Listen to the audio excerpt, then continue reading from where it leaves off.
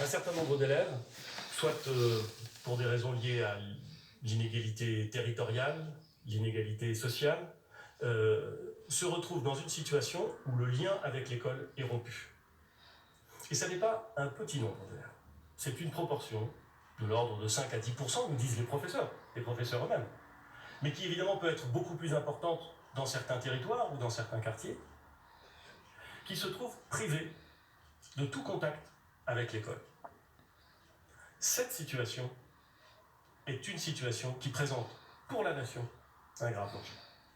Et nous devons donc faire en sorte que l'ensemble des enfants, bien entendu, mais singulièrement ceux qui voient le lien avec l'école se distendre le plus, puissent reprendre le chemin de l'école, comme l'a indiqué le président de la République.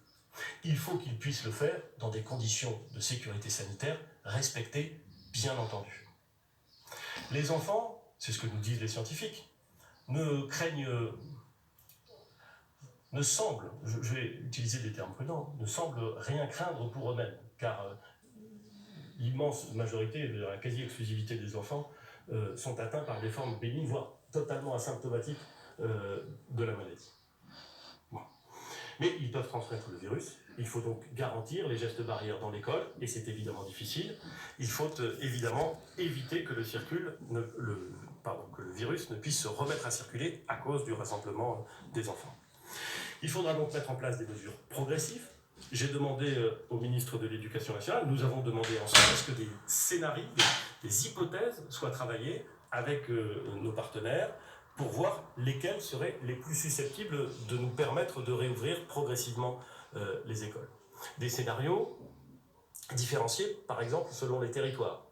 Dans un certain nombre de territoires, en France, dans certains départements, il n'y a eu quasiment aucun cas. Et on peut évidemment considérer qu'après 2 mois de confinement, cette situation sera préservée et que donc les territoires seront presque exempts de virus, ou en tout cas avec une présence négligeable. On peut imaginer que dans ces territoires, l'ouverture se fasse plus rapidement, de façon plus large que dans d'autres territoires où la situation est plus compliquée parce que le virus a plus circulé ou circule encore un peu plus. Je ne dis pas que c'est ce qu'il faut faire. Je dis que nous devons nous poser la question et étudier localement la façon dont il est possible de réouvrir les écoles.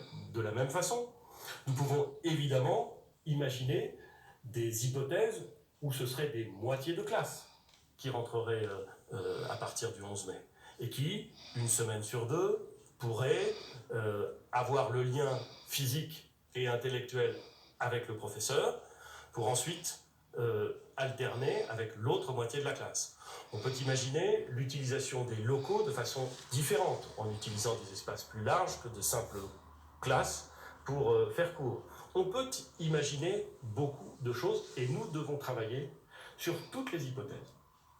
Nous devons travailler sur toutes ces hypothèses avec les maires, qui ont un rôle éminent. Nous devons travailler sur ces hypothèses avec les professeurs qui savent comment ils peuvent faire cours, comment ils souhaitent faire cours.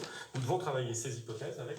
Vous venez de suivre le point d'étape du gouvernement sur la situation du Covid-19 en France. Nathalie Saint-Cricq, pas de grandes mesures, on peut dire, mais des précisions. Oui, des précisions et une mise en perspective de tout ce qui a été fait depuis le début. Alors là, on a compris dès le début ce que nous disait Édouard Philippe, c'était que la crise n'était pas terminée, même si, dit-il, ça s'améliore lentement, mais sûrement. Donc en gros, le message qu'on nous envoie, c'est si on se tient bien et si le confinement continue, on peut avoir l'espoir que ça s'arrange à partir du 11 mai.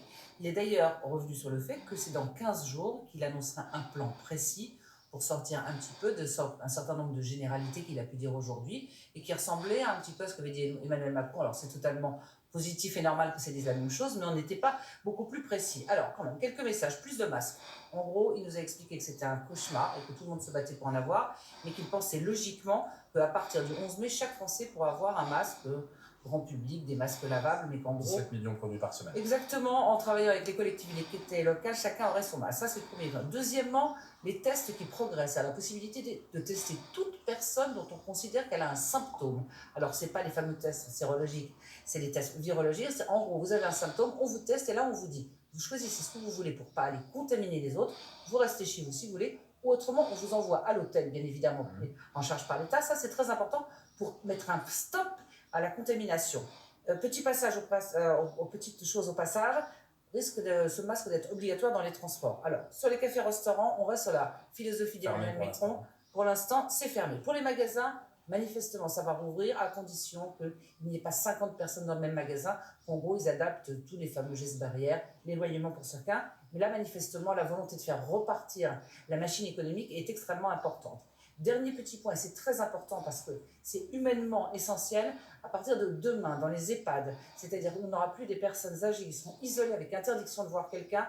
Dès demain, on peut voir 1 à 2 personnes, moins, on ne va pas se mettre à se toucher, on pourra se parler, on pourra se voir, on peut penser que pour le moral des Français, des personnes qui sont dedans, c'est quelque chose qu'on attend quand même depuis plusieurs semaines. Et pareil pour les personnes en situation de handicap.